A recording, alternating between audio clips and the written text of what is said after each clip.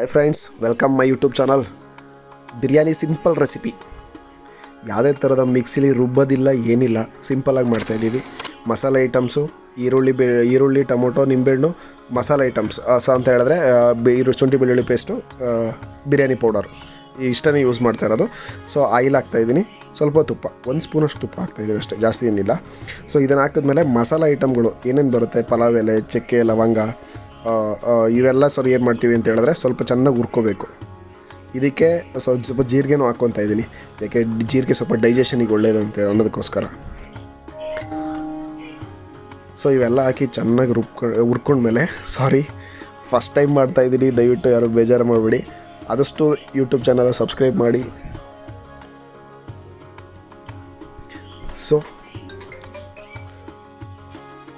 ಇದಕ್ಕೆ ಒಂದೇ ಒಂದು ಮೆಣ್ಸಿಕಾಯಿ ಹಾಕ್ಕೊತಿದ್ದೀನಿ, ಯಾಕೆಂದರೆ ಆ ಮೆಣ್ಸಿಕಾಯಿ ತುಂಬ ಖಾರ ಇತ್ತು, ಹಂಗಾಗಿ ಒಂದು ಮಾತ್ರ ಮೆಣ್ಸಿಕಾಯಿ ಹಾಕ್ಕೊತಾ ಇದ್ದೀನಿ. ಸೊ ಇದನ್ನು ಲೋ ಫ್ಲೇಮ್ ಅಂತ ಹೇಳಿದ್ರೆ ತೀರಾ ಲೋ ಫ್ಲೇಮು ಅಲ್ಲ, ತೀರಾ ಹೈ ಫ್ಲೇಮು ಅಲ್ಲ. ಇದು ಫಸ್ಟ್ ಟೈಮ್ ಮಾಡ್ತಾ ಇರೋದ್ರಿಂದ ನನಗೆ ಗೊತ್ತಿರೋಷ್ಟು ನಾನು ಮಾಡ್ತಾಯಿದ್ದೀನಿ. ದಯವಿಟ್ಟು ಈ ಥರ ಮಾಡಬಾರ್ದಾಯಿತು, ಆ ಥರ ಮಾಡಬಾರ್ದಾಯಿತು ಅಂತ ದಯವಿಟ್ಟು ಬೈಬೇಡಿ. ಗೊತ್ತಿರೋಷ್ಟು ಮಾಡ್ತಾಯಿದ್ದೀನಿ. ಇದಕ್ಕೆ 2 ಈರುಳ್ಳಿ, ಸಣ್ಣದಾಗಿ ಹೆಚ್ಚಿರೋಂಥ 2 ಈರುಳ್ಳಿನ ಹಾಕ್ಕೊತಾ ಇದ್ದೀನಿ. ಈ 2 ಈರುಳ್ಳಿನ ಹಾಕ್ಕೊಂಬಿಟ್ಟು ಚೆನ್ನಾಗಿ ರೋಸ್ಟ್ ಮಾಡಬೇಕು. ಸೊ ಇದು ನಾನು ಯಾರ ಹತ್ರನೂ ಕೇಳಿ ಮಾಡ್ತಾ ಇರೋಂಥದ್ದು. ಇದನ್ನು ಚೆನ್ನಾಗಿ ರೋಸ್ಟ್ ಮಾಡಿದಷ್ಟು ಒಳ್ಳೆಯದು. ಇದು ಫುಲ್ಲು ಬ್ರೌನ್ ಕಲರ್ ಬರುತ್ತೆ. ಆ ಬ್ರೌನ್ ಕಲರ್ ಬರೋ ತನಕ ಚೆನ್ನಾಗಿ ರೋಸ್ಟ್ ಮಾಡಬೇಕು.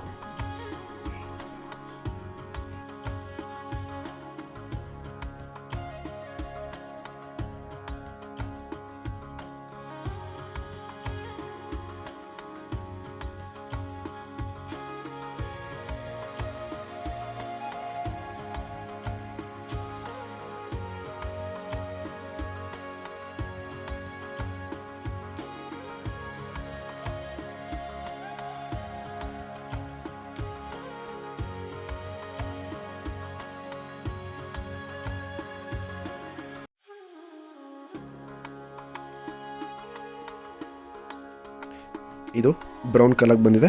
ಸೊ ಈ ಬ್ರೌನ್ ಕಲರ್ ಬಂದಮೇಲೆ ಪುದೀನ, ಕೊತ್ತಂಬರಿ ಸೊಪ್ಪು, ಸೊ ನಾನು ಸ್ವಲ್ಪ ಎಕ್ಸ್ಟ್ರಾ ಯೂಸ್ ಮಾಡ್ತಾಯಿದ್ದೀನಿ ಮೆಂತ್ಯ ಸೊಪ್ಪು. ಇದನ್ನು ಸ್ವಲ್ಪ ಸಣ್ಣದಾಗಿ ಹೆಚ್ಕೊಂಡಿದ್ದೀನಿ, ತೀರಾ ಇದ್ರಾಗಲ್ಲ. ಸೊ ಇದನ್ನೆಲ್ಲ ರುಬ್ಕೊತಾರೆ ಕೆಲವರು, ನಾನು ರುಬ್ಕೊಂಡಿಲ್ಲ, ಜಸ್ಟ್ ಹಂಗೆ ಹಾಕ್ತಾಯಿದ್ದೀನಿ.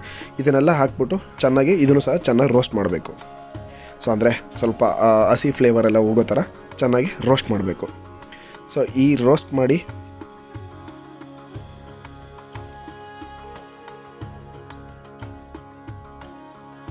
ಸ್ವಲ್ಪ ಅದೆಲ್ಲ ಹಸಿ ಸ್ಮೆಲ್ ಹೋಗೋ ಥರ ರೋಸ್ಟ್ ಮಾಡಿದ್ರೆ ಸಾಕಾಗುತ್ತೆ. ತುಂಬ ಚೆನ್ನಾಗಿ ರೋಸ್ಟ್ ಆಗಿ ಅದಾದಮೇಲೆ ಮಟನ್ ಹಾಕ್ಕೊಳ್ಳಿ. ಸೊ ನಾನು ತಗೊಂಡಿರೋದು ಅರ್ಧ kg ಮಟನ್ ತಗೊಂಡಿದ್ದೀನಿ. ಸೊ ಈ ಅರ್ಧ kg ಮಟನ್ನು ಸ್ವಲ್ಪ ಹಾಕ್ಕೊಂಡು ಇದಕ್ಕೆ ಸ್ವಲ್ಪ ಉಪ್ಪನ್ನ ಆ್ಯಡ್ ಮಾಡ್ಕೋಬೇಕು. ಸೊ ಯಾಕೆ ಅಂತಂದರೆ ಉಪ್ಪು ಹಾಕಿದಷ್ಟು ಚೆನ್ನಾಗಿ ಬೇಯುತ್ತೆ, ಅದಕ್ಕೋಸ್ಕರ. ಬಟ್ ಉಪ್ಪು ನೋಡಿ ಹಾಕ್ಕೊಳ್ಳಿ, ಅತಿಯಾದರೂ ಕಷ್ಟ, ಅತಿಯಾದರೆ ತಿನ್ನೋಕ್ಕೂ ಆಗೋಲ್ಲ, ಹಂಗಾಗೋಗ್ಬಿಡುತ್ತೆ. ಅದರಿಂದ ಸ್ವಲ್ಪ ನೋಡಿ ಕಮ್ಮಿ ಹಾಕ್ಕೊಳ್ಳಿ.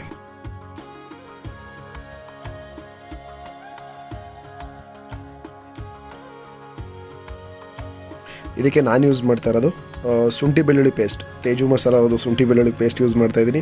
ಜೊತೆಗೆ ಅದೇ ತೇಜು ಮಸಾಲ ಅವ್ರದ್ದು ಬಿರಿಯಾನಿ ಪೌಡರ್.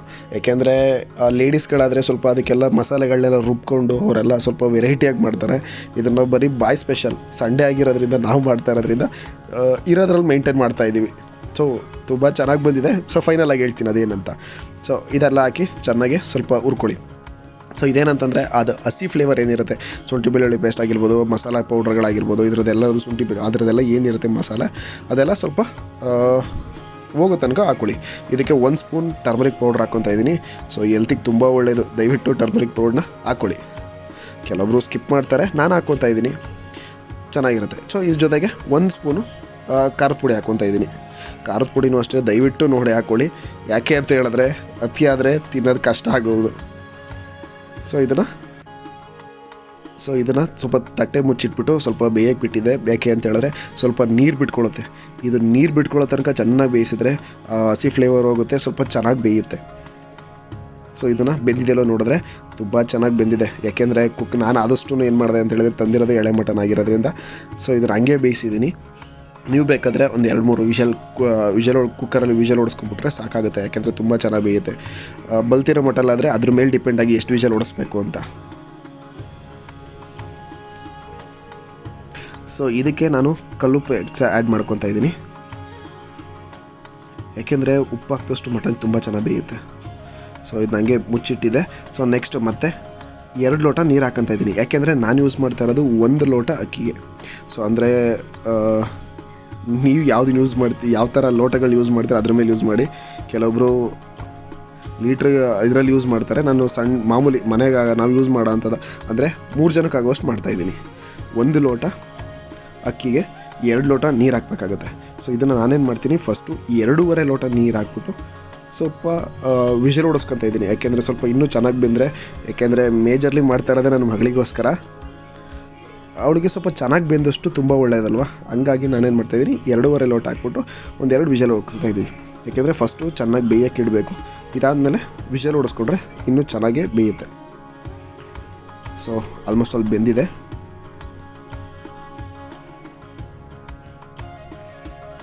ಸೊ 2 ವಿಷಲ್ ಹೊಡಿಸಿದ್ದು ಆಯಿತು.